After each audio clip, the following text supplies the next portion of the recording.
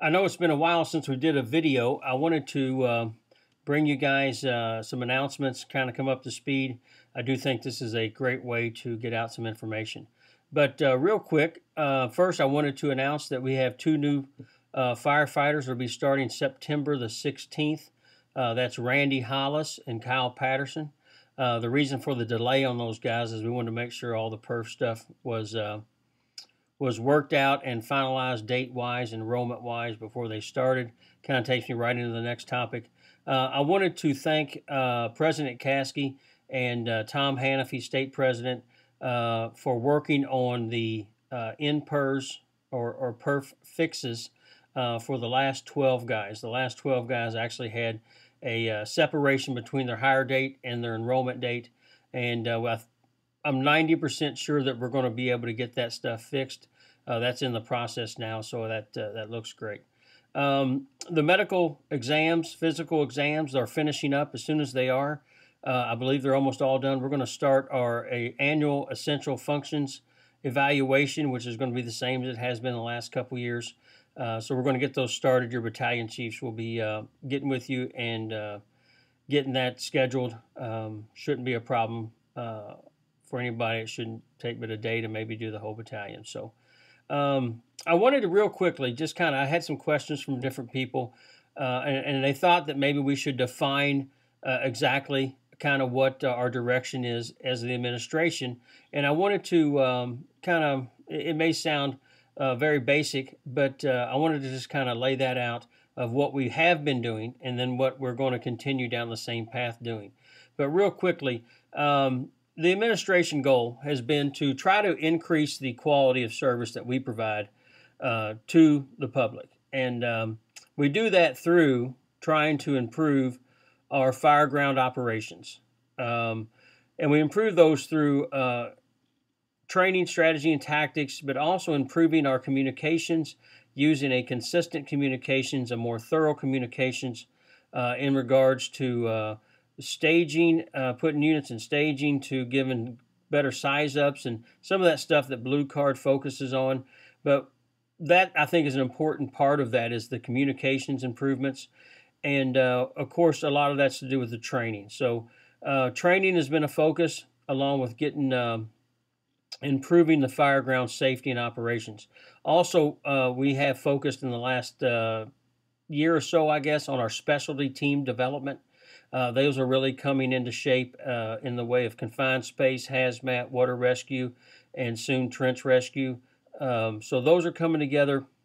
We don't want to just give those lip service. We want those teams to be practicing teams that are going to be trained up well, but also have the resources and equipment that they need to perform any sort of incident that they have. So we are very bought into the concept of having those teams trained up and deployable. So also we focused on disaster preparedness for Jeffersonville, and then also a better qualified fire marshal program, which our fire marshal inspections have been higher than they ever have in the history of the department, and I'm proud of that. And I think the training of the fire marshal program has landed us at the very top of fire bureaus in this portion of the state. So I'm really proud of what those guys have done under the leadership of Fire Marshal McCutcheon. Here recently, Deputy Chief Stingle has been working on some station improvements. Doing some captain's bedrooms where we've ordered some beds and mattresses, carpet, and paint for down at Station 1, and Station 3 is going to be a focus of ours also as we move into next year. So we're going to try to do some station improvements, but those are just some of the things that in a general sense of what we've been focusing on, and it always is, again, on that best quality of service that we can provide, and do that through getting you the training so you can operate safely, and then, of course, the resources to do that. I wanted to touch base on this real quick for those that aren't familiar with it. Comp time clause in the contract. It basically states that each firefighter will be able to accumulate 48 hours of comp time throughout the year, and then be paid for that comp time the first paycheck in January. So some of the specialty teams are using that that comp time to get their training in, and we may have to lean on that pending my meeting next week for some more overtime money from the council. But so overtime may have an option of receiving comp time in the future. I just wanted to make everyone aware of that, and they can review that in the contract. Under training, also Blue Card. For those that are in the Blue Card program, I think you're seeing how useful it can be. I know it can be redundant at times. I think that's by design to beat it in your head, good fireground communications. But I think it's very useful. Those that want to participate in Blue Card, as budget allows next year, I would like to get another 12 to 15 folks in the Blue Card. So if you are interested, and it'll probably be those lieutenants that aren't in, and then sergeants as we work our way down. Merit testing is coming up. If you need a class requirement, please get a hold of me as soon as you can, and I will try to arrange for a class, a special class for those that need to get that done prior to testing.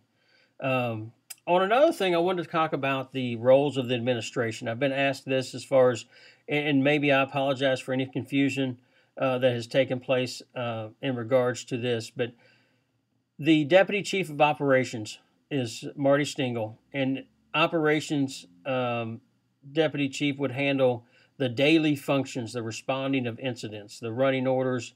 He is the direct supervisor of the battalion chiefs. He's also taken on the role of working with those specialty teams, and coordinating some training with those specialty teams, and the leaders of each team report to him. He's also taken on the responsibility of maintenance of the stations and of the apparatus. So certainly, if you have a need in any of those areas, most likely that issue will rest eventually with Deputy Chief Stingle. Go through your chain of command, but most likely he'll be the guy that takes care of that type of stuff.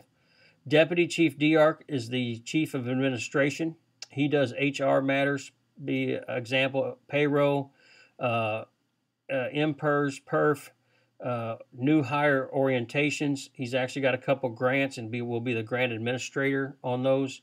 Does purchasing, exercise training for LEPC, Local Emergency Planning Committee. He's also going to do some of the CAD planning and implementation as we get the new equipment into the apparatus. And then community events is just some examples of some of the things that he would do.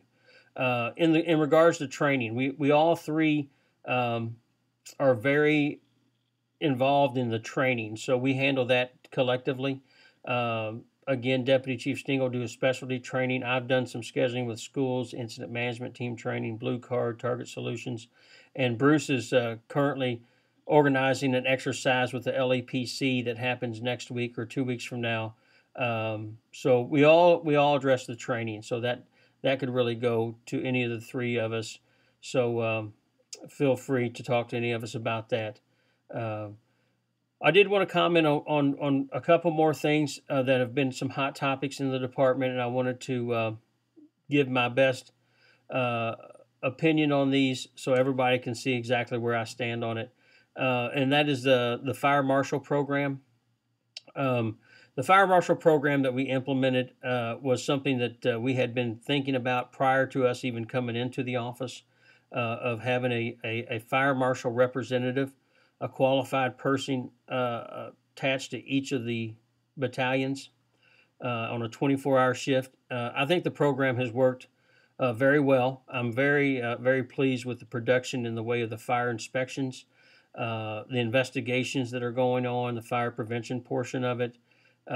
They've done some great training and become very qualified as probably the premier fire investigative bureau in this portion of the state. And I think Mike McCutcheon's done a wonderful job with that bureau. In that, I know that some folks have said that they feel that it may violate the contract in regards to the way that I'm treating them as online people. And I wanted to address that. I do think there's some vagueness in there, and maybe some, the way that I consider it is we do have a upper level staff fire marshal. That's Mike McCutcheon. He is the coordinator of that of that department. He coordinates the training. He's the liaison with other departments and other agencies. So he does the purchasing for them in the way of he's got some line items and a budget. So I think he is that upper level staff. Fire marshal mentioned in the contract, and then we have our three individuals that do the fire marshal responsibilities for each crew. That's Captain Diart, Captain Van Gilder, and Sergeant Sharp. They all three hold permanent merit ranks on those crews and are compensated to the level of fire marshal because of those extra responsibilities. And I think they do a great job in acting as a safety officer when they're not required for staffing. And I think the program's working well. I know that the contract, I would love to sit down and discuss it in detail with the executive board to see how we can clarify the program of the fire marshals. I would love to continue it the way it's going. I do think it's effective. So I look forward to talking to them and how we can get that hammered out.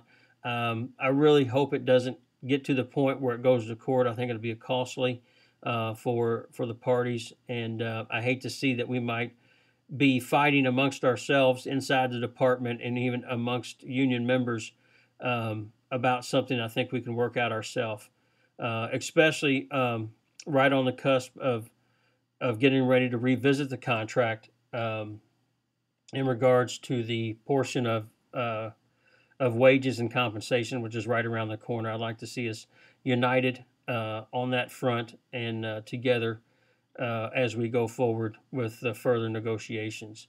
In regards to promotion in those positions, my opinion on that is I think that the time should be accumulated to meet the requirement, meaning that if you have to have 2 years as a lieutenant to test for captain, for example, that a subject would have to accumulate those hours in suppression as a lieutenant in order to test for that captain spot. So that may take him 3 years, 4 years, 6 years to accumulate that time. It may sound confusing. I don't think it really would be with telestaff. I think it would be very easy from talking to Battalion Chief Durkin to track that. And then once you reach that threshold of required time, and then that subject would not be given that rank, of course. I'm not in favor of any program like that, but actually just be given the opportunity to participate in a process of promotion, a testing process, an evaluation process at that point after meeting that minimum requirement of that role in suppression. So I hope that may have answered some questions. I look forward again to meeting with the union on trying to get this stuff worked out as we go forward. If you have any questions, certainly feel free to pass those forward through the chain. If you see us out and about, of course, you're always welcome to talk to us.